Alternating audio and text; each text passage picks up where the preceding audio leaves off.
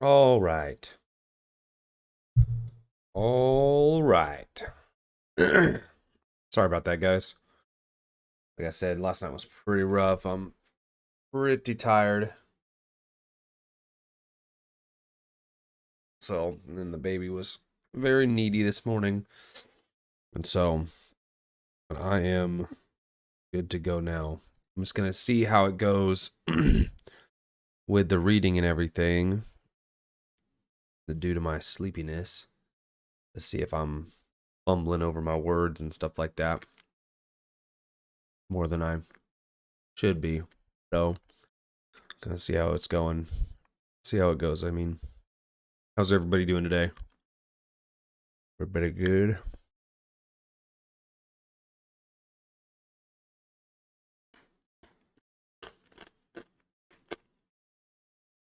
It's just cough drop. We'll get cracking.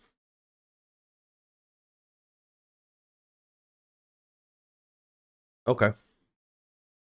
No focus on just the reading. You got it.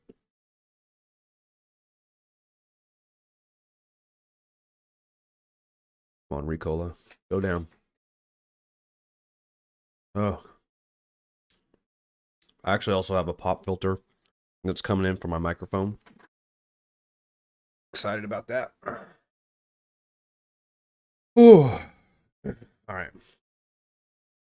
This is where we left off, I believe. Light on the Ancient Worlds. The consequent traumas which afflict the greater part of the non-European world have been intensified among the Muslim peoples by special circumstances and affect almost every public manifestation of Islam today. On the intellectual level, as also on the political one, in the attempt to beat the West at its own game, alien ideas and ideologies are adopted and Islamicized overnight, simply by tacking the adjective Islamic onto them. And one should not be surprised if this results in an acute attack of indigestion. Politically, defiance of the West is seen as the most effective way of reasserting Islamic values, regardless of how deeply these values may have been corrupted, and regardless of the fact that hysterical behavior in response to insults or imagined insults is totally contrary to the spirit and ethos of Islam. It becomes almost impossible for the observer, unless he possesses a touchstone within himself, to disentangle what is truly Islamic from what is merely a convulsive reaction to the traumatic experience through which the Muslim world has passed. Nor are the majority of contemporary Muslims sufficiently self-analytical or sufficiently self-critical to make this distinction. This would suffice to explain much of what is happening now in the world of Islam, as it does many of the crises occurring in the third world in general, but for Muslims, there is an additional factor which keeps old wounds open as they see it. Western military and political power is still firmly established in the midst of the Darul Islam under the cover of the State of Israel. It was getting juicy. The Palestine question is so fraught with emotion that one would be glad to escape the necessity of mentioning it. Necessity, however, cannot be escaped. In the existence of the State of Israel and Palestine, the first territory beyond the Arabian Peninsula to be conquered by Islam, is the key to the political orientation of the vast majority of educated Muslims in our time, the cause of most of the troubles which have afflicted the Arab world over the past 40 years, and a constant factor of instability in the Middle East. There are those who would add that it is also potentially a trigger for nuclear conflict. The United States and the European community might be less inclined to indulge in wishful thinking on this issue if they understood a little more about the Muslim perspective. In the first place, Muslims do not in general share the Occidental obsession with quote-unquote race.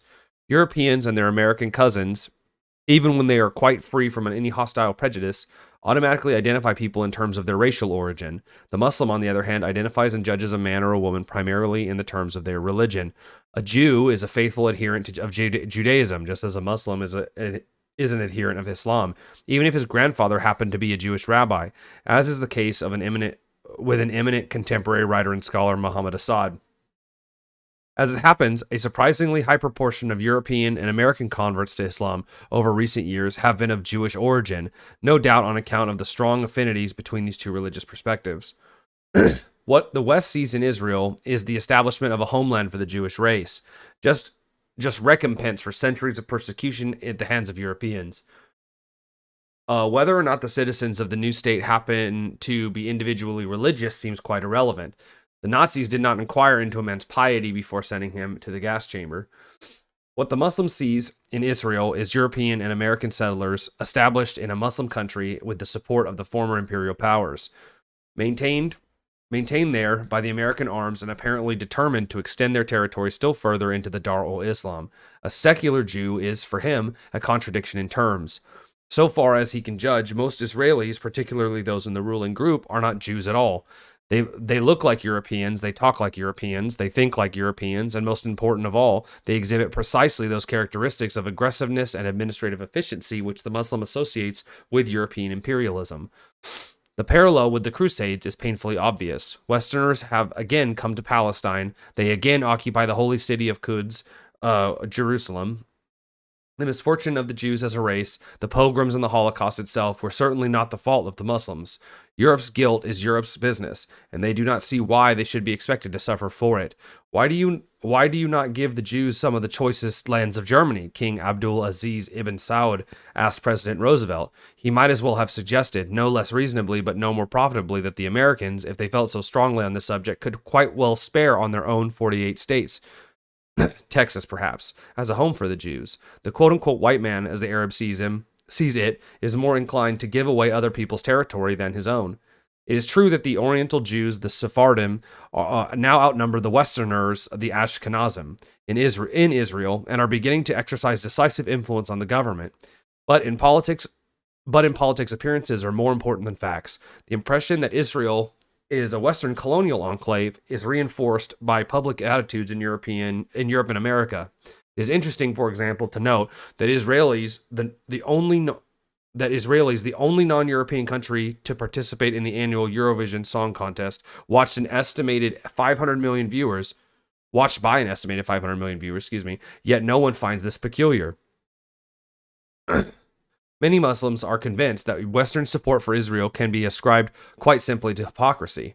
They believe that Europe and the United States created Israel as a means of ridding themselves of their Jewish populations. However absurd this accusation may seem to Europeans and Americans, the fact remains that Zionism arose as a reaction to anti-Semitism and, in the view of its founders, needed anti-Semitism. Theodor Herzl himself was not afraid to say that the anti-Semites will become our surest friends and that the anti-Semitic countries are allies. Precisely because in his time, prejudice against people of Jewish origin was diminishing and the process of assimilation accelerating. It was all the more necessary to emphasize that Jews were different and did not really belong in the countries of their adoption, an opinion in which the anti-Semites heartily concurred. Herzl was warned by a friend, the president of the Austrian parliament, that his emphasis upon the separateness of the Jewish people would eventually bring a bloodbath on Jewry. 50 years later, it was the Holocaust and the sense of guilt prevailing in Europe and the United States, which could have saved many lives by an open-door policy towards Jewish refugees, that made possible the establishment of the State of Israel. This was made easier by the Palestinians' self-identification as Arabs. It was, and still is, assumed by many people in the West that this is an indication of their racial origin. In Islam, the term Arab is applied to anyone whose first language is Arabic. It tells us nothing about his ancestry. In fact, the Palestinians are descended from the ancient Canaanites, to whose blood, if one must speak in racialist terms, to whose blood a dozen invading peoples added their quota: Philistines, Hebrews, Greeks, Romans, Persians, Arabs, and Turks, to name but a few. The only point to be made is that Palestinians are not a people who took possession of the land by force, but they were always there. Finally, Muslims, with their first-hand experience of colonialism, can see plainly enough that the notion of settling people from elsewhere in a third-world country against the wishes of the indigenous inhabitants could only have arisen in the context of colonialism and as a manifestation of the colonialist mentality. Here again, the public statements of the founding fathers of Zionism seem to them to support this view. The Zionist pioneers were necessarily men of their time, and their time was the high noon of imperialism. They shared with their fellow Europeans a set values and beliefs which justified and even glorified the colonization of Asia and Africa in the worthy cause of bringing civilization to the quote-unquote natives. It is little wonder, for example, that Aaron Aronson, addressing an audience of French colons in Tunisia in 1909, should have drawn attention to the fact that Jewish immigration into Palestine began in the same year as the French colonization of Tunisia in 1882, and compared the Jewish settler in Palestine to the French settler in Tunisia. For educated Muslims who identify with the Palestinians, the humiliation of being treated as natives who could be pushed aside to make room for white men and women was intensified by the failure of the superior Arab forces to dislodge these settlers. At the very time when Western imperial power was making a discreet withdrawal elsewhere in the world, they were again forced to recognize their own impotence in the face of this power. Humiliation begets rage, and this rage has now sunk roots even more in the more distant outposts of the Muslim world. Most particularly among the young. Turbulent emotions are not easily analyzed, but one has the impression that these young people reserve their most bitter resentment not for the Israelis, but for the Americans. To some extent, they understand that the Israelis act as they themselves might act under similar circumstances. They cannot, however, forgive the nation, but for whose support the state of Israel could not survive in its present form. That's very, very true. This has resulted in a distortion of history which, if it is not soon corrected, may have the most bitter consequences for all of us. However decadent the United States may appear in the Muslim eyes, this might be seen as a lesser blemish in comparison to the aggressive atheism of the Soviet Union. For the first time since the Prophet's triumphant return to Mecca, Islam has come face to face with a power determined to eradicate the religion as such and convert Muslims from faith to infidelity. Were it not for the Palestinian question, the Palestinian trauma, this surely would be the overriding concern of contemporary Islam. Some 45 million Muslims live under Soviet rule in Central Asia and the Caucasus. For 60 years, they have struggled to preserve their faith and to preserve the principles and customs of Islam, despite almost constant persecution. In all this time, they have received no effective support from the worldwide community, whose right to call itself the Ummah depends upon filling the primary duty of aiding those in its members who are persecuted for their faith. The unqualified support given by the United States to Israel has persuaded a great number of Muslims that the Soviet Union represents a lesser evil, since they can only maintain this view if they blind themselves to the facts, ignore the plight of their co-religionists victimized by the Soviet imperialism, and misunderstand the nature of the modern world. They now live in the midst of political fantasies which bear no relation to the realities of the situation. Although Europeans and Americans have recently and largely for economic reasons recognized the need to understand the Muslim world, it cannot be said that much progress has been made. The obstacles are, as we have seen, formidable, but the survival of that sector of humanity which still acknowledges that religious faith has a right to exist may yet depend upon these obstacles being overcome. A reconciliation with Islam on the political as well as the religious level is now essential to the future of the West and should be amongst its highest priorities. Precise figures cannot be established, but it seems likely that there are now at least 1 billion Muslims, and this represents, to say the least, a decisive weight to be placed on the scales of the balance of power. The Ummah is divided by national boundaries and national rivalries, but at the grassroots from Morocco to Indonesia, a sense of unity and common interest has survived the vicissitudes of history and is still the primary focus of the people's loyalty. Thus we appointed you, says the Quran, a middle nation or a community in the middle way, so that you may bear witness to the truth before mankind. Islam is a middle nation, even in the purely geographical sense, spanning as it does the center line of the planet, a nation which is the heir to the ancient and universal truths and to principles of social and human stability, often betrayed but never forgotten, of which our chaotic world has desperate need. A nation which witnesses to a hope that transcends and the death ends against which the contemporary world is battering itself to death. In the midst of a humanity polarized between East and West, North and South, Islam represents both a connecting link and a center of gravity. Division, defeat, subjection, and political confusion have not entirely destroyed the Muslim sense of priorities. In a world of materialism, hedonism, and technology, wrote a Jesuit priest recently in the Times of London, the Islamic masses still contrive to make God and not technology the central certainty of their lives. Meanwhile, between Marxism and Americanism, the choice must sometimes seem a poor one to people who decided long ago and have seen fit to stand by their decision that man cannot live by bread alone. I'm assuming this is examining the root cause of Islam's present discontents. Okay. Everywhere today, we see the dislocation produced by the impact of the modern West upon beliefs and cultural patterns which could not survive the encounter while whole peoples now exist in a spiritual and psychological vacuum. One second, let me see here. Okay. The world of Islam was shaken, if not to its foundations, at least throughout its structure, but it has survived relatively intact. In this case, one might speak of an irresistible force having come up against an immovable object, and provides us with the only fully surviving exemplar of a different way of living, a different way of thinking, a different way of doing things. Its link with the past has not been broken. From Indonesia to Morocco, writes Syed Hossein Nasser, for the overwhelming majority, Islamic culture must be preferred to the present tense and not as something in the past.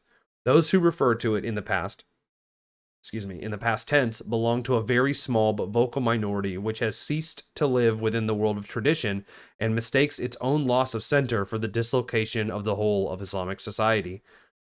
The Muslim attitude to time itself is different from that of the Christian.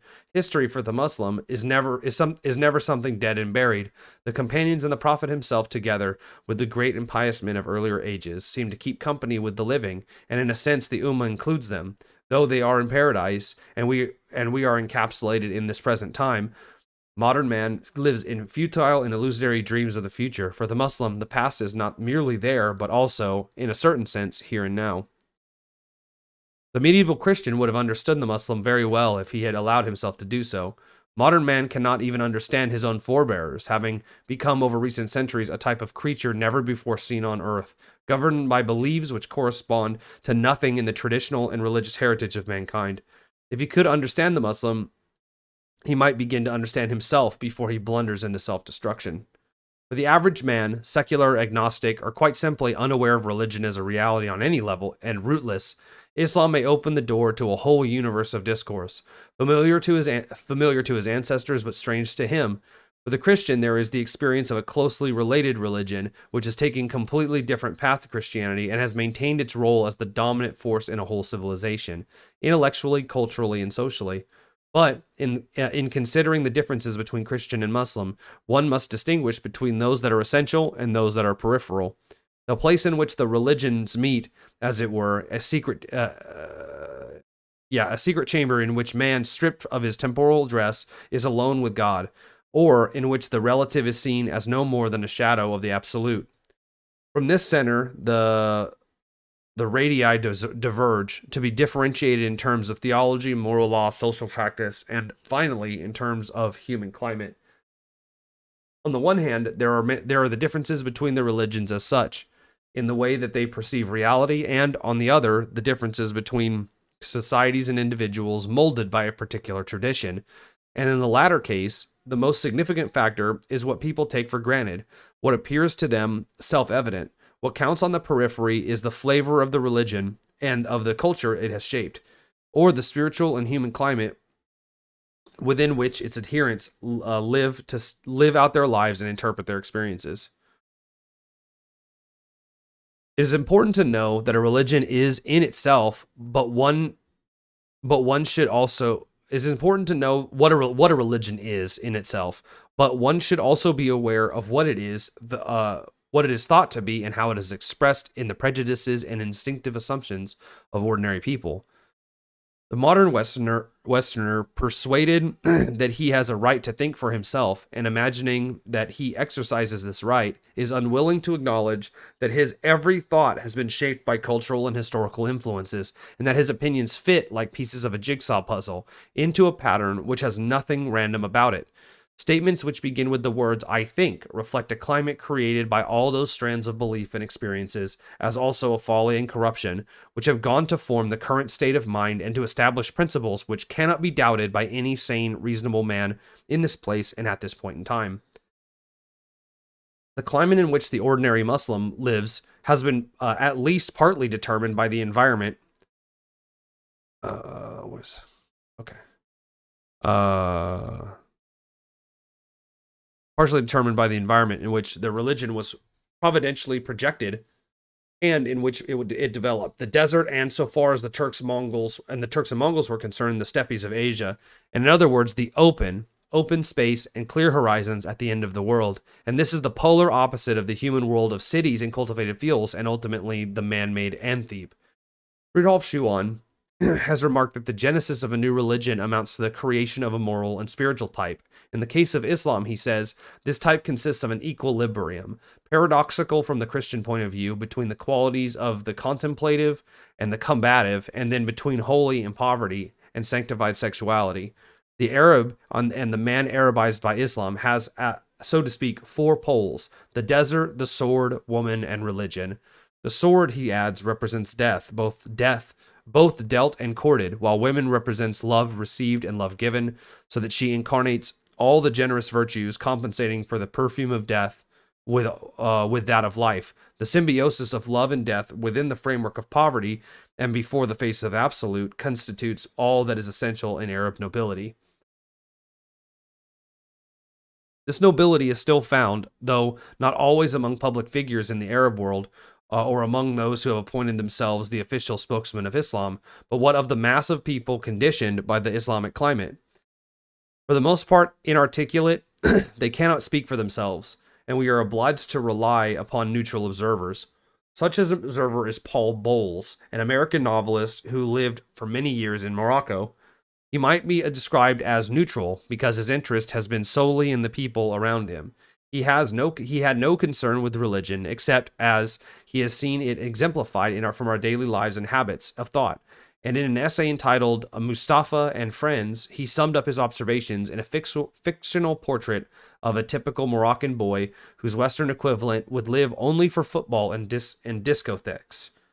Discotheques? This makes this Mustafa a kind of test case for comparison between the social and periphery of Islam on one hand, and on the other, the contemporary Western world. It must be admitted that many Muslim academics and leaders of opinion would condemn this portrait and identify Bowles as just another foreigner ill-dispensed towards the Arab nation and towards resurgent Islam. They could not deny a certain inauthenticity to the portrait, but they would see Mustafa as representing something that is to be... What's up? What is it? You can't have this. It's sticky. The recoil is a cough drop anyways. You don't want it. It's representing something that is to be overcome in a return to the pure faith, like a survivor from a past that is never forgotten. Unlike Christianity, they might say, Islam is a religion of this world, a religion of social responsibility and political idealism. Mustafa must be disciplined and taught true Islam so that he can parade with other, more worthy young men under a revolutionary banner shouting, "Death to so-and-so, and down with the corrupt servants of imperialism." It's a piece of wood. This is a matter of opinion. Poor Mustafa does not know much about imperialism, but then he is free from the complexes and inner torments which afflict his more educated brothers. Yes, sweetheart. What is it? Okay, hang on 1 second, guys. I go see what she wants. What is it? Come on, let's go.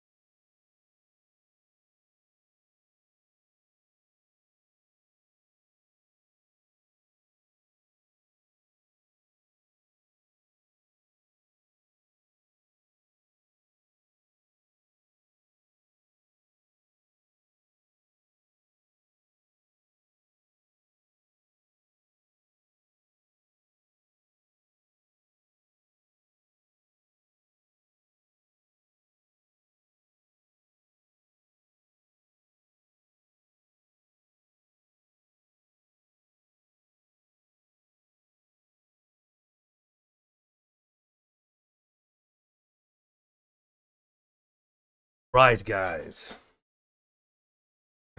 Okay. He is taken care of.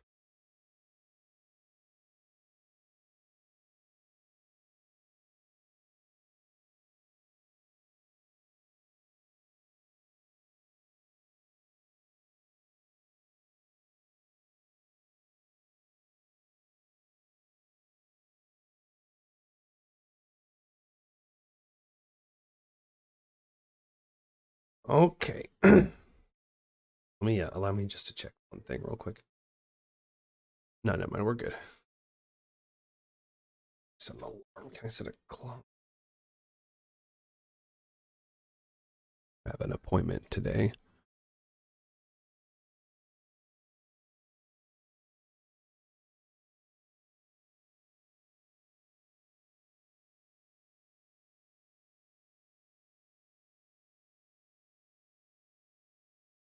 Cool. Where were we? No doubt he could describe as, let's see. But then he is free from the complexes and inner torments which afflict his more educated brothers. And he is not aware that the religion he takes for granted must be used as a means to reestablish the pride of the Arab nation. No doubt he could be described as feckless, but Mustafa is one of the people in whose name the slogans are coined. And throughout Islamic history, while rulers have murdered each other, while doctors of law and theology have argued, and while reformers have reformed, the people have not gone their way and taken little note. The people have gone their way and taken little note of what the great men thought or did. It may even be that Mustafa and his friends will outlive the great men. The Prophet, curiously enough, seems to have had a few Mustafas around him, whom he treated with an amused kindness and tolerance, which has not always been imitated by the religious authorities of later times. Mustafa, says Bowles, may have little education, or he may be illiterate, which is more likely. He may observe his religion to the letter, or partially, or not at all. But he will always call himself a Muslim. His first loyalty is towards fellow Muslims of whatever country. The difference between Mustafa and us is possibly even greater than it would be were a Buddhist or a Hindu. For there is no religion on earth which demands a stricter conformity to the tenets of its dogma than that supranational brotherhood called Islam. Even the most visionary and idealistic among us of the Western world is more than likely to explain the purpose of life in terms of accomplishment. Our definition of that purpose will be a dynamic one, in which it will be assumed desirable for each individual to contribute his share, however infinitesimal, to the total tangible or intangible enrichment of life. Mustafa does not see things that way at all. To him, it is slightly absurd, the stress we lay upon work, our craving to leave the world better than we found it, our ceasing efforts to produce ideas and objects. We are not put on earth to work, he will tell you. We are put on work here to pray. We are put here to pray. That is the purpose of life. Such social virtues as a taste for the democratic way of life and sense of civic responsibility mean very little to him. Mustafa is the adventurer par excellence. He expects life to have something of the variety and flavor of the 1001 Nights, and if that pungency is lacking, he does his best to supply it. The wholehearted believer in dangerous living, he often takes outrageous chances, due, says Bowles, to a refusal to believe that action entails result. To him, each is separate, having been determined at the beginning of time, when the inexorable design of destiny was laid out. It is the most monstrous absurdity to fear death, the future, or the consequences of one's acts, since that would be tantamount to fearing life itself. Thus, to be prudent is laughable, to be frugal is despicable, and to be provident borders on the sinful. How can a man be so presumptuous as to assume that tomorrow, let alone next year, will actually arrive? And so, how dare he tempt fate by preparing for any part of the future, either immediate or distant? The wise man is complete at every moment, with no strings of hopefulness stretching out towards the future, entangling his soul and possibly making it loath to leave his life. Mustafa will tell you that the true Muslim is always ready for death at an instant's notice. He has a passion for personal independence. He does not look for assistance from others, since all aid comes from Allah. Even the gift of money a beggar has managed to elicit from a stranger in the street will be shown triumphantly to a friend with the remark, "See what Allah gave me." It has never occurred to him that a man might be able to influence the course of his own existence. His general idea about life is that it is a visit. You come, you stay a while, and you go away again. The circumstances and length of the stay are beyond anyone's control, and therefore only of slight interest.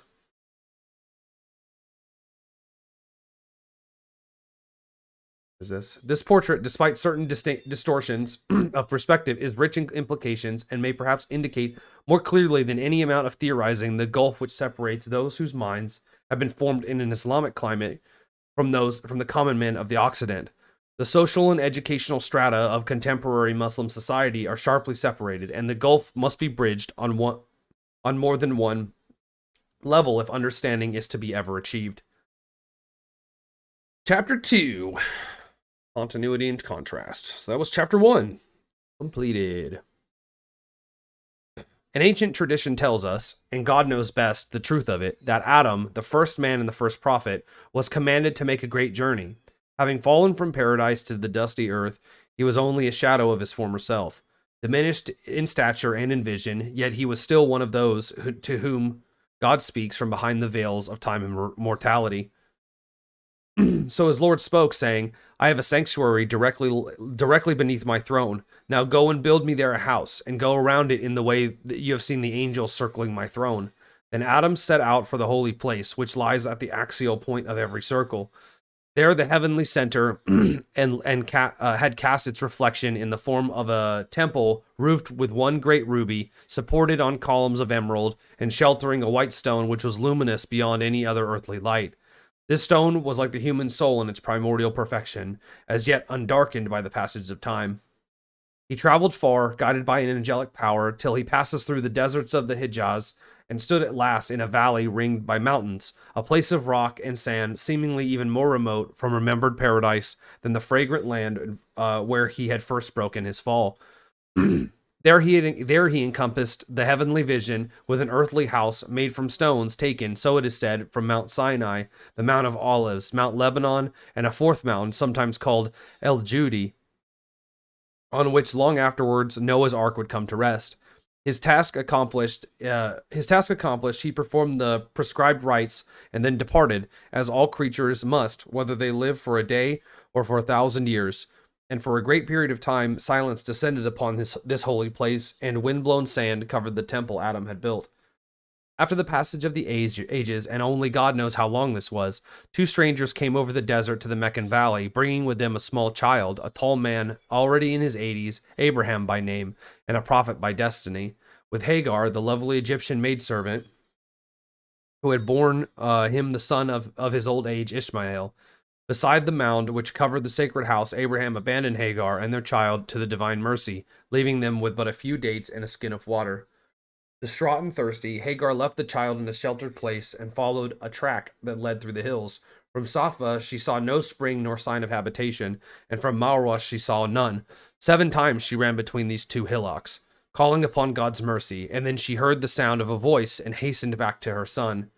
Beside him stood an angel, who now struck the earth with his wing, so that sweet water gushed forth. This was the spring called Zamzam, from which the pilgrims in millions drink today. Here it was that she reared Ishmael, ancestor of the Arab race, joined eventually by wanderers from the north, where she died. The boy had grown to manhood by the time of Abraham, returned, and together they set about rebuilding the house of God, the Kaaba, repeating Adam's task, as all men must in one way or another, being of Adam's flesh and blood. Ishmael brought the stones on his back, while his father set them one upon another without mortar. And when Abraham and Ishmael raised the foundations of the house, they said, "Our Lord, accept this service from us, for truly thou art all-hearing, the all-knowing." And when he left the Hijaz, never to return, Abraham blessed the valley of Mecca and prayed, "Our Lord, I have settled a part of my progeny in a barren valley across to thy sacred house." And he prayed also, "Our Lord, raise up in their midst a messenger from amongst them, who shall recite them thy revelations and teach them the scripture and wisdom and purify them." Many centuries passed before Abraham's prayer was answered. The luminous stone was blackened by men's sins, and the water of Zamzam grew brackish. Since once again the holy place was for a forgotten sanctuary, now only to a scattered nomadic people of whom history took no account, awaiting rediscovery, and awaiting the advent of a reminder to mankind, until the time being ripe, where there was born from Ishmael's seed among the Arabs, from the tribe of Quraysh and the clan Hashem, a messenger of God, the last prophet of Adam's lineage, Muhammad the glorified. This is one way of putting it, perhaps the best way, for explanations are always second best compared with the imaginative images they elucidate, and such images are not to be dismissed as mere subjective fancies. The divine imagination, in which all things have come into being, both overshadows and inspires the human imagination, so long as it is receptive to inspiration. But the manner in which this tale is interpreted is a matter of individual vocation, for such tales contain a multitude of meanings. What emerges most obviously from this traditional account of the founding of the Kaaba in Mecca and the coming of Muhammad is the sense of continuity which binds all sacred history together and which characterizes every manifestation of Islam. It could not be otherwise. The religion of unity and unification might necessarily be the religion of continuity, which allows no break with the past and refuses to allow time to disperse the interrelated elements of the perennial truth. Had the message of the Quran been something entirely new, it would have disrupted the pattern, cut the thread of continuity, and cast doubt upon the divine wisdom, which is by its very nature unchanging. The Quran itself confirms this unambiguously. Nothing is said unto thee, Muhammad, other than what was said to all the messengers who preceded thee. Had God chosen to contradict what he had said in the past, one might legitimately ask why he had denied this guidance to the people of earlier times, or why he had waited so long to say what is needed to be said. An important point of contrast between the perspectives of Christianity and Islam also emerges from the story. For Christians, nothing less than the sacrificial death of the God-man Jesus could redeem Adam's sin and restore the cosmic balances disturbed by sin. In the Islamic version of the fall, Adam was forgiven and his sin blotted out, so that it counted for nothing. Although its consequences were not as such abolished, Adam was not restored to paradise. In the Muslim view, what was required of Jesus, as also of Muhammad, was not an act of universal redemption, but simply the repetition, in a form appropriate to these later times, of the age-old message given to Adam, and man's sin is therefore primarily one of forgetfulness. If we were not by nature forgetful, and if we were not so readily inclined to idolatry, preferring illusions to reality, there would have been no need for either. This is why it is said that Islam is neither more nor less than a restoration of the primordial religion of mankind, the perennial philosophy. He hath ordained for you that religion which he had enjoined upon Noah, and which we have revealed unto thee, and which we enjoined upon Abraham and Moses and Jesus, so that you should make firm the religion and not be divided therein. This religion, this wisdom, is as much part of the total human situation as the winds and tides in the earth itself. A man has 2 eyes, 2 ears, and so on, and unless his heart is sick, he has, as a man, this God-given wisdom, which is a part not merely of his heritage, but of his nature. Even in those who seem most ignorant, most unenlightened, the pilot light still burns. But for this, they would not qualify as human beings. Islam takes its stand immovably upon the nature of things, not as they might be, but as they are. In the first place, upon the transcendent reality besides which every other light is dimmed, and secondly, upon the palpable but contingent realities of the world and of human experience. Perhaps Napoleon was more Muslim than might be supposed. For he had once said, "My master is the nature of things." One of the great weaknesses of contemporary Islam is the eagerness which Muslims ignore facts and lose themselves in dreams. Contrary to the example of the Prophet, who was a realist in every possible sense of the term, realism is by nature serene, because it cannot be surprised or disillusioned. And it is in this spirit of serenity that the Muslim is required to observe and endure the vicissitudes of time and history, fortified by a quality of stillness and of timelessness which is at the heart of his faith. Everything around him moves and changes, but he must remain rooted in stillness. And this is one reason why Muslims claim that all of the religions have been, in one way or another, corrupted and altered by the passage of time, whereas Islam, in accordance with God's solemn promise, remains and will always remain what is. The follower of Islam is required to hold fast to the human norm fitra, the dignity and integrity of the human creature as he issues from the hand of God. So set thy face toward the religion of in uprightness, the fitra of Allah, in which he hath created man. It could even be said that the primary aim of Islam is to persuade man to be truly man at every level of his being, and woman to be truly woman at every level of her being, and to hold them back from the abyss of limitless multiplicity in which, tossed to and fro by the storms which rage there, they risk losing both dignity and integrity, and eventually losing themselves. The perfect Muslim, standing upright in the presence of his Maker, at once proud and submissive, free from all illusions and from any bias in dealing with his fellow men, exemplifies fitra. He is both perfect master and perfect servant. Within the planetary system of monotheism, Christianity broke the ritual forms and sacred laws of Judaism in favor of spiritual freedom and inwardness. After this, as Muslims see the matter, the divine purpose required that the balance should be restored, and that the last word should be spoken in the form of synthesis or summing up. It is for this reason that Islam has to contain such rich diversity within its unified structure, as though it were a direct manifestation of the divine name. Al-Wasi, which is the vast or the capacious, preserved from fragmentation by three factors: the revealed law, which governs social behavior as it does the rites of the faith; the pilgrimage, which draws all Muslims towards the sacred house, the Kaaba in Mecca; and the weight given to the consensus of opinion amongst pious and informed believers.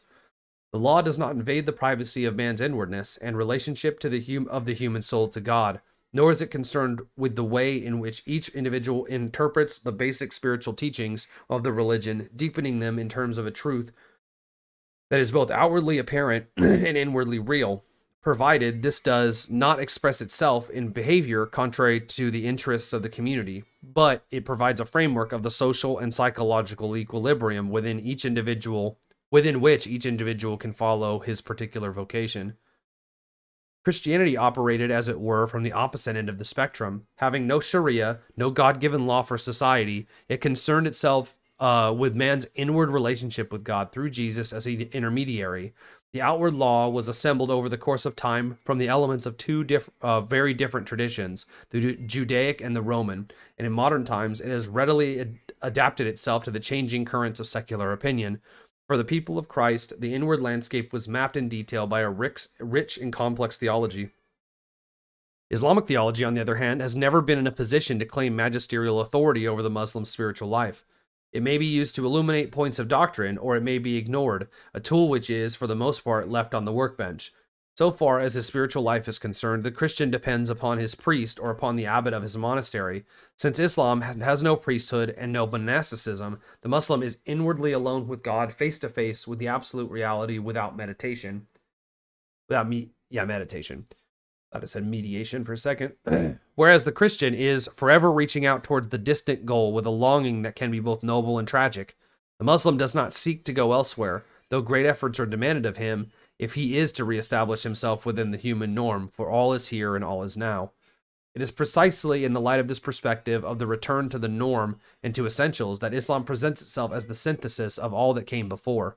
The final brick has been put in place in the great edifice of divine revelation, and, for this very reason, the Muslim must expect his truth to be confirmed in other religions. Muhammad said, "Wisdom is the believer's straying camel.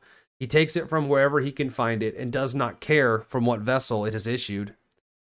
It is common enough for the Occidental writers, when considering the different forms of Islam, which Islam has assumed amongst different peoples, to say that it has failed to eradicate pre-Islamic ideas.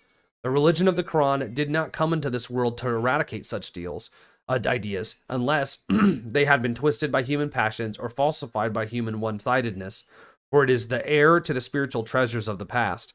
Nothing true is alien to it. Many streams have been absorbed into this river over the course of time. It still flows toward the sea. Truly, we have sent messengers before thee. We have told thee concerning some of them, concerning others we have not told thee. Unlike Judaism and Christianity, says Martin Lings, Islam, from its stronghold of finality as the last religion of this cycle of time, can afford to be generous to other religions. Moreover, its position in the cycle confers on it something of the function of a summer up, which obliges it to mention with justice what has preceded it, or at least to leave an open door for what it does not specifically mention. And in this text, Dr. Lings quotes the following verse from the Quran: "Truly the believers and the Jews and the Sabians and the Christians, whosoever believeth in God in the last day and does the deeds of piety, no fear shall come upon them, and neither shall they grieve." The profound bond which unites one particular religion with the other God-given messages is, in fact, a clear sign of its orthodoxy, in the most universal sense of this term, and unless we possess a touchstone by which to judge the orthodoxy of the religions, we have no means of passing judgment on the false prophets and the vicious cults which have surfaced in this century, exemplified by the late Mr. Jones of Jonestown in Guyana, who led his followers in an act of mass suicide, thereby demonstrating, perhaps providentially, the true nature of all such heresies. But this basic orthodoxy is balanced, though never destroyed, by the differences between one set of outward norms and doctrinal formulations and another. A square and a triangle are quite different figures, but they may nonetheless be related to a single geometrical center. The comprehensiveness of faith, as such, cannot entirely offset a tendency to the exclusiveness which is inherent in human nature, and the question is frequently asked whether Muslims accept Christianity and the other traditional religions as ways to salvation and manifestations of the truth. There is no simple answer to this. Opinions have differed and still differ on this point, and one sometimes hears it said that the adherents of other faiths escape condemnation only if they have never had the opportunity to convert to Islam. The fact that in practice Islam, when it was dominant, accepted without any difficulty the presence of Jews and Christians in its midst is significant, but a number of theologians and jurisprudents have taken the view that his final and conclusive revelation of the divine will entirely superseded all other revelations, and that there can be no valid excuse before God for clinging to an earlier religion. They claim to find support in the following Quranic verse: "Whosoever follows any other religion than al-Islam, it shall not be accepted of him, and in the hereafter he shall be among the losers." Since the word Islam means self-surrender to God, it is in the sense that most commentators and translators understand the verse, acknowledging that the surrender of heart and will and mind to God is a basic principle of every authentic religion. According to Zamakhshari, 12th century AD, the Quran bears witness here and as elsewhere to the transcendent unity of all the revealed religions, based upon belief in one God, despite the differences between them in statuses and practices, enjoined for the belief of the various communities in accordance with their conditions. There are, however, many believers within the community of Islam, as in other communities, who appear to derive profound satisfaction from the notion that they are alone and on the right track, that they alone are on the right track and everyone else is astray. The conviction that is theirs, that theirs is the only true faith, nourished by the human tendency to exclusiveness, finds support in the fact that the different religions must necessarily have firm outlines if they are to be clearly distinguished from one another. The ordinary believer, the common man in the community of his faith, is likely to be confused rather than enlightened when told that religions other than his own are effective ways to approach God. This may seem to him to threaten his certainties and undermine the foundations of his happiness and security, and to undermine simple faith, even when it seems to us both narrow and naive, is indeed a grave matter if we have nothing to put in its place. Nothing, that is, that would make sense to the simple-minded. In any case, faith without zeal is a poor thing, and we should pause before disturbing those whose zeal depends upon narrow perspective. In the extraordinary conditions of the late 20th century, however, the pause should not be prolonged. The pause should not be prolonged. In earlier times, reciprocal intolerance between, for example, Muslims and Christians may have served to preserve the integrity of the different religious worlds, each of them spiritually self-sufficient. As the Quran assures us, it is in accordance with the divine will that such different worlds should coexist within a single humanity, and it was natural enough that each should raise a protective wall around its territory to exclude ideas which did not accord with its particular perspective. But in recent times, the human situation has changed so radically that there are those who see this transformation a sign that our time is nearing its end, and that the shadow of the last judgment, at which all religious communities will stand before the one God, has already fallen across the world. Be that as it may, the religions meet today in uneasy confrontation, and questions which did not arise in the past and now force themselves upon us. Needless to say, our ancestors were aware of the existence of other religions besides their own, but dazzled and penetrated as they were by the great light shining directly above them, the sight of more remote and for them more obliquely shining lights on the horizons, could raise no positive interest, nor did it create problems. These questions can no longer be avoided by the believer once he has encountered the adherents from other faiths. The religious exclusiveness, no longer protective, becomes a factor of weakness and vulnerability. The Muslim or the Christian who has habitually regarded all other as infidels is compelled, assuming he has a modicum of intelligence, to ask himself whether he can continue to believe in a God who has apparently chosen to mislead the majority of his creatures throughout the ages by permitting them to follow false religions, and who chooses to send them to hell for worshiping him sincerely, but in the wrong way. Are we to suppose that he mocks sanctity when it is achieved by the methods other than our own, and our prayers unheard, unless from the Christian point of view addressed to him in the name of Jesus, or from the Muslim point of view within the framework of the Islamic creed?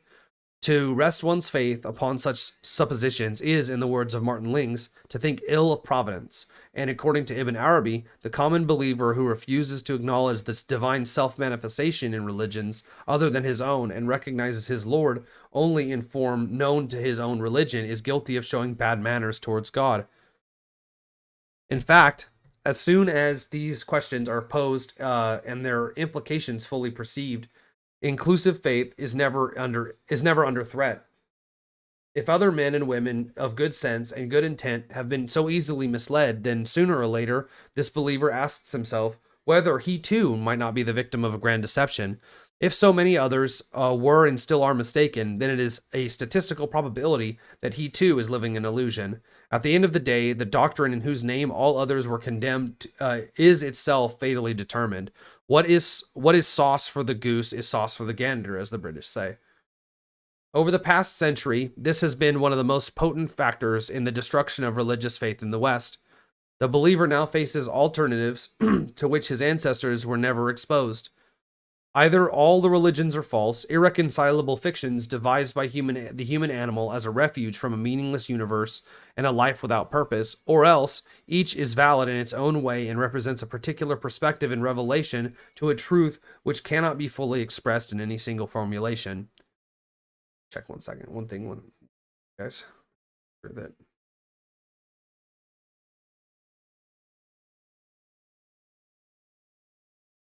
Yeah, see if that guy meant today or if he meant tomorrow.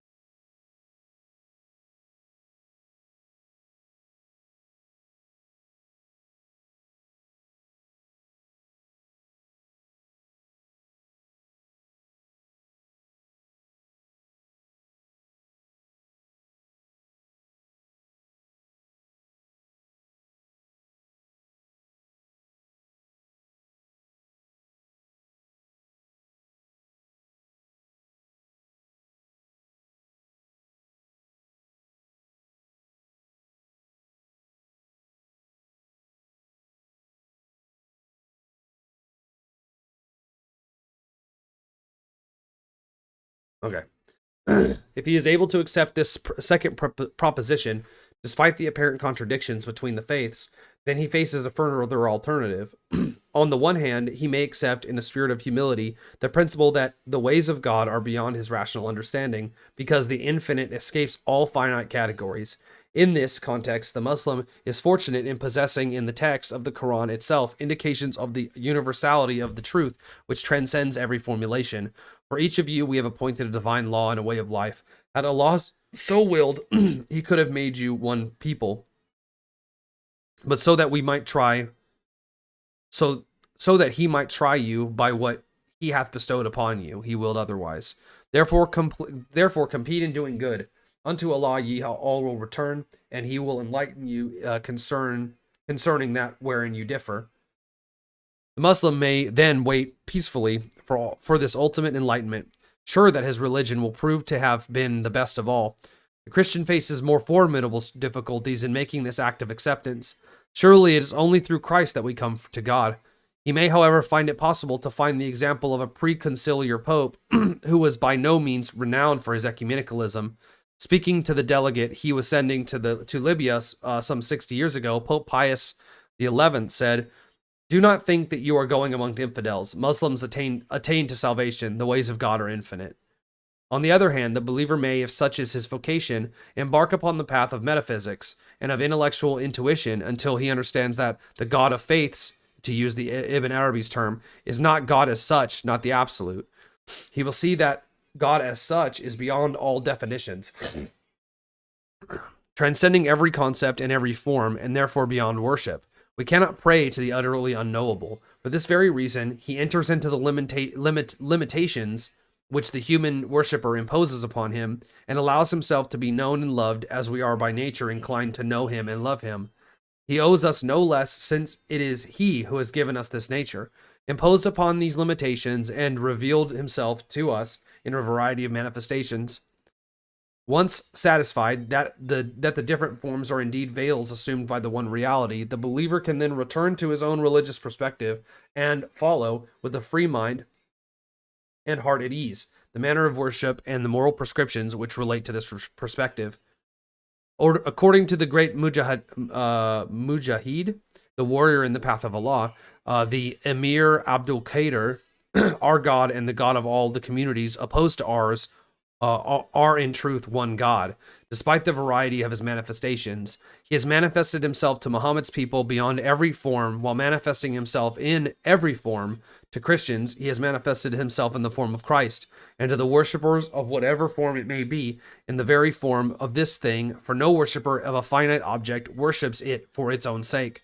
What he worships is the epiphany in this form of the attributes of the true God, yet which all the worshippers worship is one and the same. Their error consists only in the act of determining it in a limited manner. Abdul Qadir fought the Christians who invaded his land, Algeria, because he was a Muslim. Exiled in Damascus, he protected the Christians against the massacre by taking them into his own home because he understood. Those who would challenge him or accuse him of heresy should be prepared to face his sword and accept death from its blade, since small men risk their necks when they challenge great ones. No Muslim denies or ever could deny that the Quran is the sacred ground in which the doctrines and practices of his religion are rooted, but this is taken to mean that only what has been specifically spelled out in the scripture can be accepted as truly Islamic. All else being bid'ah or innovation, then the universality and comprehensiveness to which scripture itself bears eloquent witness is denied. It is more in accordance with the spirit of Islam to say that when the Quran calls to mind certain ancient truths found in early traditions or in mythologies dating from before the dawn of history, or perhaps in metaphysical doctrines such as Neoplatonism, then it has performed one of its essential functions as a rope of salvation for men and women of every kind and of every persuasion. It has reminded us of a universal truth, or of an aspect of the primordial truth, as such, the din al-fitra of Adam's truth. It has reminded us also that God did not deceive the people of earlier times, nor did he leave them without guidance. The word of God projected into human categories and human language does not necessarily dot every I and cross every T, nor does it exempt us from spiritual, intellectual, and imaginative effort. Those who insist that no opinion is acceptable unless supported by a relevant quotation from the Quran.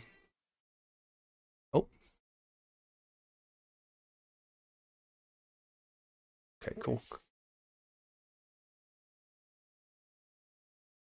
Yeah, so I got to take off in about 18 minutes at 1 o'clock, so make sure that's turned off.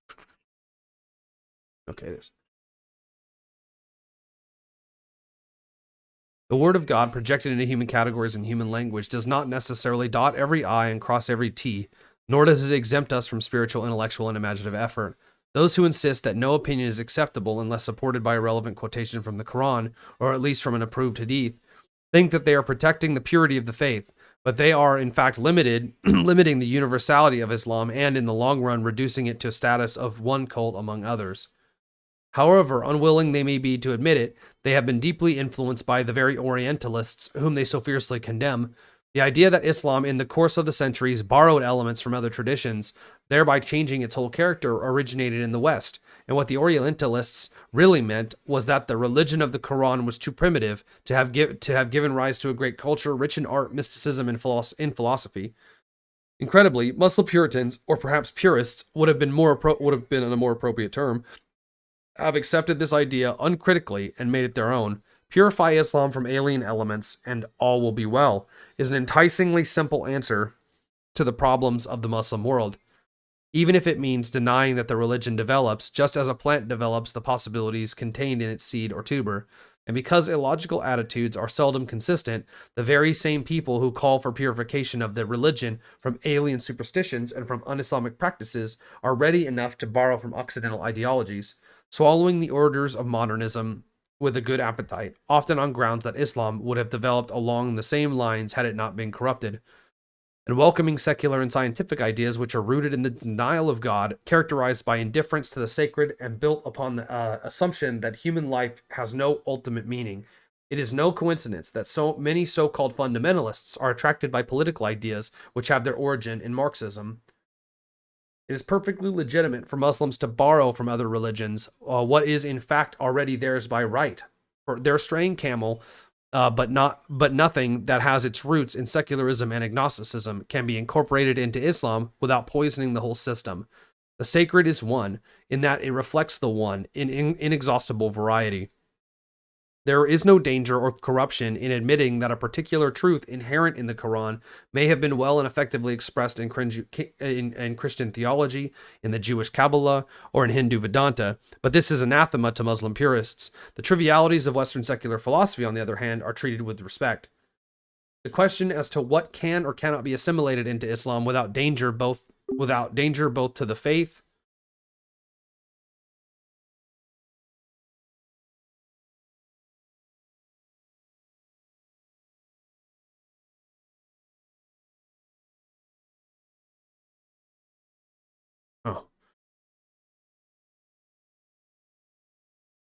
oh let's see.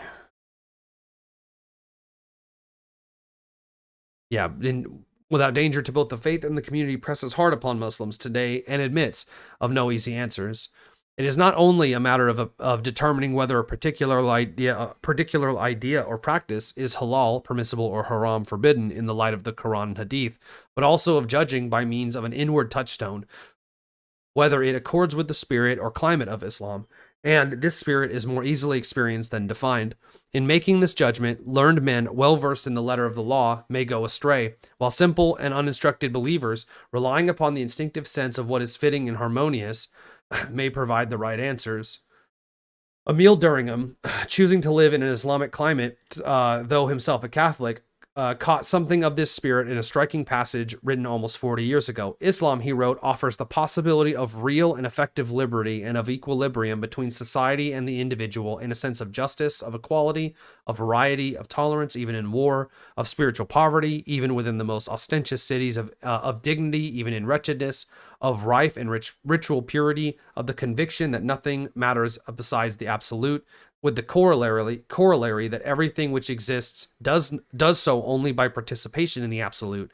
That is to say, that everything is priceless in the double sense, that all that happens is adorable, as Leon Bloy said, and that nothing is of any importance outside of this participation in reality.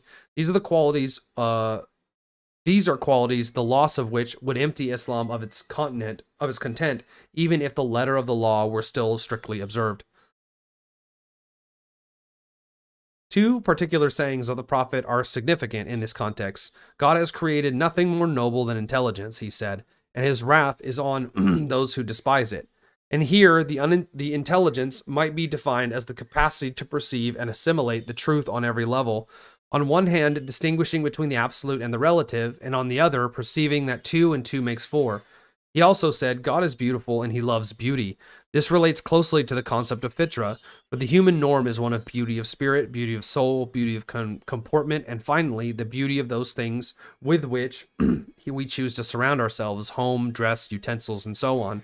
Anger, condemned in Quran and Hadith on moral grounds, is condemned also because it disfigures the human countenance. An ugly building is un-Islamic.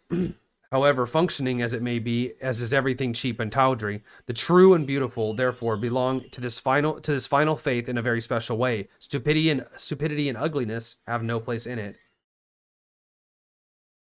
Those who have observed only moralistic and puritanical aspects of Islam may dismiss this view as untypical. Two remarks made to the author of Muslims from opposite ends of the educational spectrum suggest otherwise. The first remark was made by a mosque servant, an Algerian who had spent most of his working life at sea. Why, he asked, do learned people argue so much? Islam is simple. Islam is to love the beautiful things in the world. The second was made by an Egyptian professional man working in London. Shall I tell you my concept of God? I can put it in one word: beauty.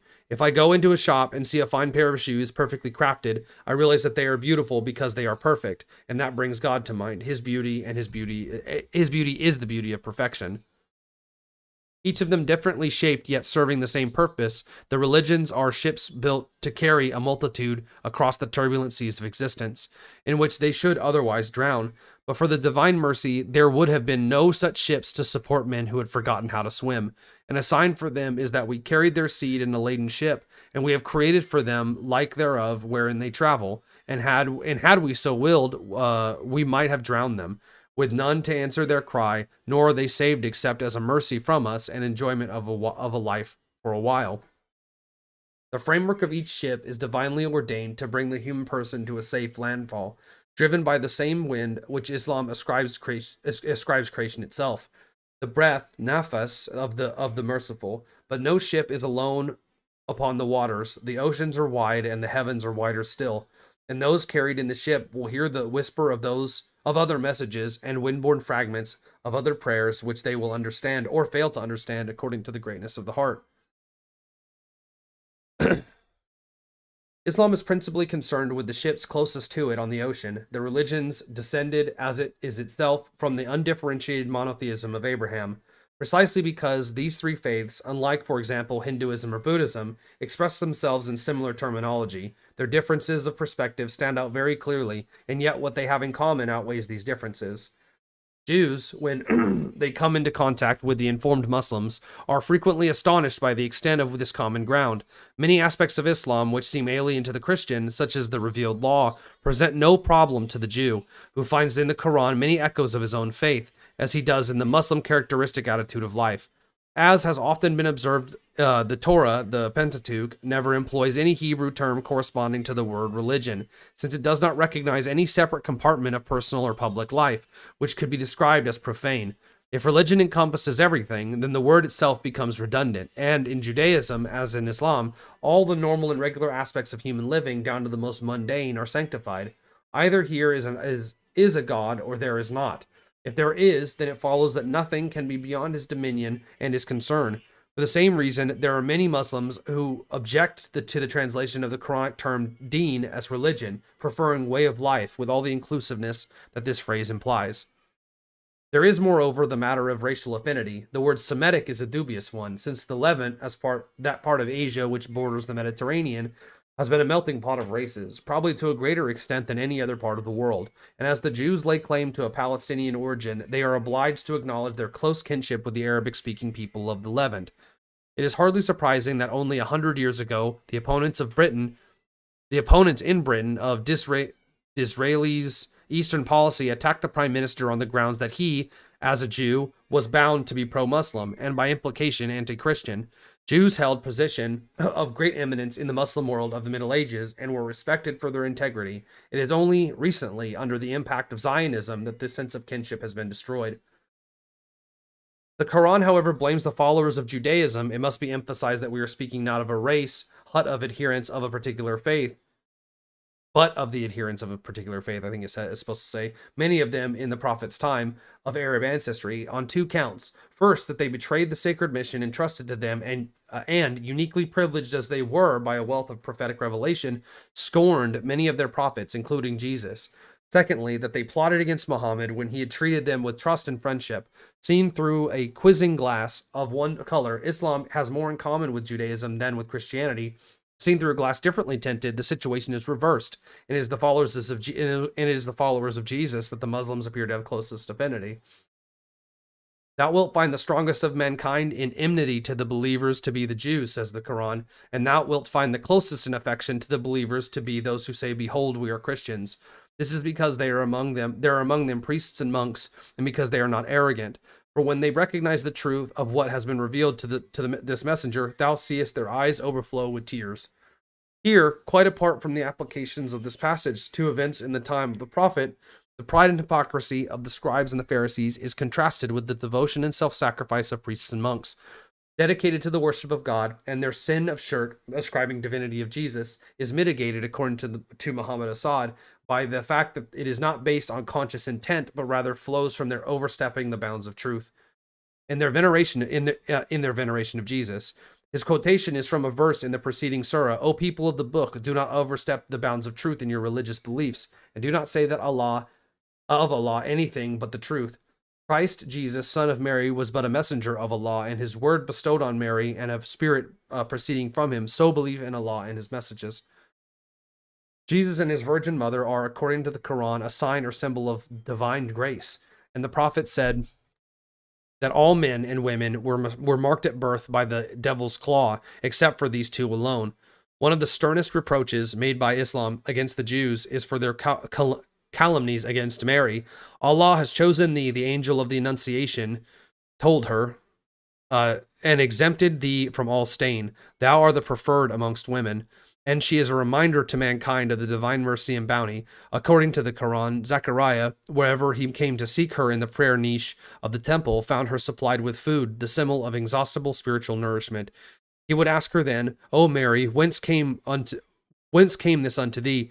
And she would reply, "It is from Allah. Truly Allah giveth beyond measure to whom he will." This verse is frequently inscribed above the prayer niches in mosques, and the Marian message, "Allah giveth beyond measure to whom he will," occurs a number of times in the Quran, indicating an overflowing generosity to which no human limits can be set. The incomparable lady who presides over what might be called the feminine aspect of Islam is also a link between Islam and Christianity. All right. In Birmingham's view, when the Quran mentions the incarnation and the Trinity, that it really condemns is not much these dogmas in themselves as their heretical interpretation. It blames monophysitism, Eutychianism, coloridism, and other more or less apparent forms of Christianity rather than the orthodox idea. This is perhaps an oversimplification, but when Muslims and Christians are at loggerheads over the doctrine of the incarnation, probably the single most unacceptable dement in Christianity as Muslims see it, one sometimes wonders whether they are arguing about anything more than the meaning of words. Christians themselves have interpreted this dogma in many different ways. And these are regions of conceptualization and discourse in which everything depends upon how one understands a particular term. The two religions drew further apart in the course of time as they developed in accordance with their own inherent logic. But, as Hisham Dejait has pointed out, one of the historical effects of the rise of Islam was the triumph of Western Christianity over Eastern Christianity. In the time of the Prophet, Christianity was primarily a religion of the Near East, exemplified today by the Coptic and the Maronite churches. Eastern Christianity, however, became politically subject to Islam, and it was the barbarians of the West who were to carry out the torch and give the religion its Latin and later Germanic coloring. The bitter arguments which took place regarding the doctrines of the Trinity and the Incarnation were to some extent, according to Montgomery Watt, disputes between Greek-speaking Christians and Oriental Christians who spoke Syriac, Armenian, or Coptic. The formulations that were eventually accepted as orthodox, says Montgomery Watt, represented a compromise between Greek-speaking and Latin-speaking. It proved impossible to find formulations which would satisfy the Orientals as well, and they were excluded from the church as heretics. It was this exclusion which led the Oriental Christians to welcome their Muslim conquerors as liberators, and they were indeed liberated from the persecution at the hands of their fellow Christians. This had far-reaching historical consequences. From Alexander's conquest of Persia in 330 BC until the coming of Islam, the Levant, together with Egypt and North Africa as a whole, had been a part of the Western world, and as a province of the Roman Empire, it was integrated into a political, economic, and cultural pattern, which also included Britain and Gaul. Islam inherited the Greco-Roman culture of the area, and it was not until the Muslim capital was transformed from Damascus to Baghdad that the dividing curtain finally descended between East and West. From then on, it was the differences between these two faiths which were emphasized, or, in the case of the Christian polemicists, exaggerated, and opportunities for fruitful contact diminished. It is these differences, together with those between Islam and Judaism, which chiefly concern us here. insofar as they serve to clarify the particular characteristics of each religion and to draw in broad strokes the geometrical figures square, circle, triangle by which each might be represented, without losing sight of the fact that their common center is the divine unity, the one God, and their common origin, the faith of the patriarch Abraham. In the Muslim view, Judaism nationalized monotheism, claiming it for one people alone, while Christianity, the person of Jesus, as it were, eclipsed the Godhead, as the sun is eclipsed by the moon. Or again, Judaism stabilized this monotheism, giving it a home and an army, but at the same time confiscated it. Christianity universalized the truth, but diluted it. Islam closes the circle and restores the purity of the faith of Abraham, giving to Moses and to Jesus positions of preeminence in its universe and seizing upon the quintessential nature of monotheism, single-minded worship of the one, and upon the reflection of the divine unity in personal and social equilibrium, a balance between all contrary forces and between the different levels of human experience. Ibn Taymiyyah maintained that Islam combined the Mosaic law of justice with the Christian law of grace, taking a middle way between the severity of Judaism and the mercy of Jesus. And he said that while Moses had proclaimed God's majesty and Jesus his goodness, Muhammad proclaimed his perfection. In the same context, it is said that Jesus revealed what Moses had kept hidden, the secrets of the divine mercy and the richness of divine love, and that Islam finally brought everything in perspective in the light of total truth. I think that's a good place to end on. Unfortunately, since I have this appointment. Sorry I didn't really keep up with chat. It was just to kind of get through stuff. That's my boy Muhammad Assad. Is bang on. Another hijacked term. It has been agreed by many scholars that Ibn Arabi is upon disbelief.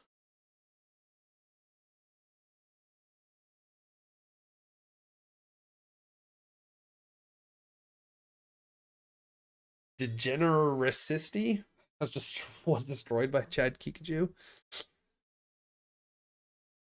Great stream. Yeah, sorry guys. Like I said, I was trying to just make sure that I got through the reading material. I didn't want to get distracted by by the chat. It was just recommended that I kind of just chugged through the reading. So, yeah, great read so far. So we'll continue tomorrow. Sorry that it had to be a little short today. I had hoped to get to chapter 2, so we're a little short of that, but it was just because I have this nice read. I arrived late. Yeah, it's all good. You can just watch it back. Run it back, baby. Run it back. So yeah. So I will catch you guys next time. I unfortunately have to go to this appointment. And then make sure to like the video. Make sure to comment down on it. And just, just spread it out because it seems like it's a really good read. And I think it could benefit a lot of people. So I appreciate it, guys. You have a guys. I think the book has good value in general, but disagree within some details. Oh, yeah. No, I agree.